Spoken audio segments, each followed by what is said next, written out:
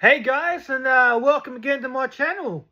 These are my thoughts and my opinions and my views. You don't have to watch it, but if you do, I appreciate it. Thank you for subscribing. Whoever subscribed, thank you for liking it. Yeah, but first we'll talk about Aussie sports because we are, of course, in the land down under the deep south. So yeah, we'll go talk about the Aussie rules. The Mighty Bombers weren't so mighty. They suffered a loss against the Collingwood Magpies on Anzac Day, the big blockbuster at the MCG, and they couldn't get the job done. So once again, they fell against top opposition. Collingwood are, of course, on the top of the ladder, and Essendon Bombers are not even in the eight. So they were about 12th last time I looked on the ladder. So they're not doing too well, and hopefully they can bounce back against North Melbourne Kangaroos, the team that's last on the ladder. And they've had one win in 7 games, so they're not travelling well. And hopefully the Mighty Bombers can bounce back against that team pretty much, yeah. Now we'll talk about the NRL next. Melbourne Storm, they had a good win to bounce back against the thrashing from the Dolphins. So they bounced back against the Rabbitohs. Rabbitohs haven't beaten Melbourne in 20 attempts now. So 20 attempts, 20 losses for the Rabbitohs. And Craig Bellamy takes his record against Wayne Bennett to 14-0. So it's a good record, and he takes the chocolates once again. And now the Panthers, they had another loss. So the current premiers, they're at the bottom of the ladder. So it's not looking good for them. And it doesn't get any easier because this weekend they take on I think they're 3rd or 4th, the Brisbane Broncos. And that's at Suncorp Stadium. Every game this round is at Suncorp Stadium. It's called Magic Round, and every team... Well, teams that are playing, not the team that's got to buy. But yeah, the teams are playing. So Brisbane Broncos are playing the Panthers, and Melbourne Storm are playing the Raiders. And it's 2 double headers at Brisbane and Suncorp. Yeah. Now we'll go across to the A-League. So Melbourne Victory, they've secured finals. They're 5th at the moment. So yeah, they're in the finals, but I don't hold much hope for them. As I said, they haven't performed well this season. So, yeah. And now they take on the Newcastle Jets. I think they'll win that game.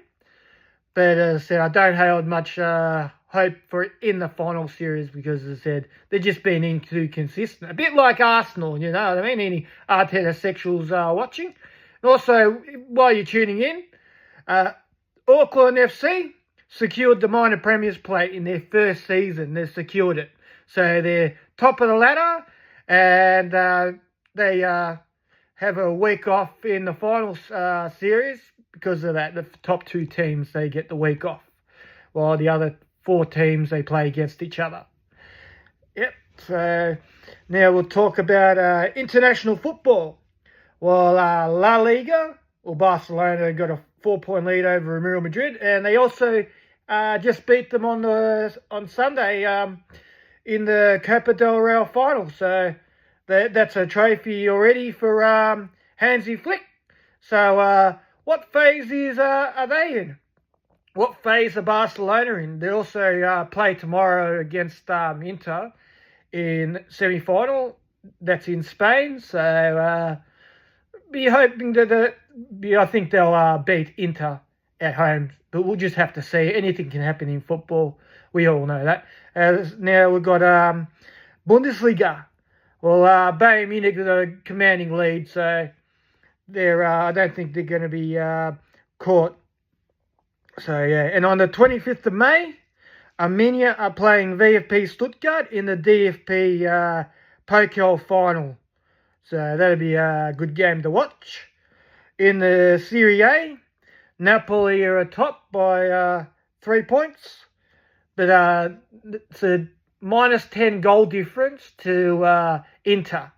So they've got to keep winning because if they finish level on points and they stay the same goal difference, of course, Inter will win the Serie A.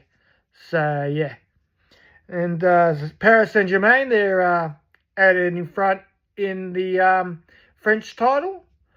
So I don't think they're going to be caught way too many points. So I can't see it happening. And now we'll talk about Arsenal PSG Champions League. Arsenal lose another semi-final at home in the Emirates. Yeah, so was it 90th minute? It brings on Nwaneri after Odegaard stinking up the place. He was hiding, I believe. He was playing hide and seek. He's a disgrace that we have this guy as the captain, the Norwegian fairy. Yeah, he's been regressing. He had one good season, but after that it's just been downhill. Downhill skier, I'll call him, because it's all downhill from here. I believe there's a reason Real Madrid rejected him. And Real Madrid aren't doing well this season either, but neither's Odegaard. So, yeah, as I said, 1-0 loss at home. It was scored in the 4th minute. Absolute disgrace losing at home. I'm glad I wasn't paying for those kind of tickets to watch Arsenal lose another semi-final at home. We couldn't even beat Manchester United. Newcastle, the list is endless of semi-finals at home, and we haven't got the result. Now, I don't think we're going to get the result in France either. Because PSG looked really well when I was watching them. I said I could only watch up to the 80th minute because I had to leave for work. But absolute disgrace of a performance. But anyway, that's been Arsenal this season. And as always, Arteta out. Thank you for watching. And I hope you like my content. I'll be back next week again. Yeah. Thanks, everyone. Bye.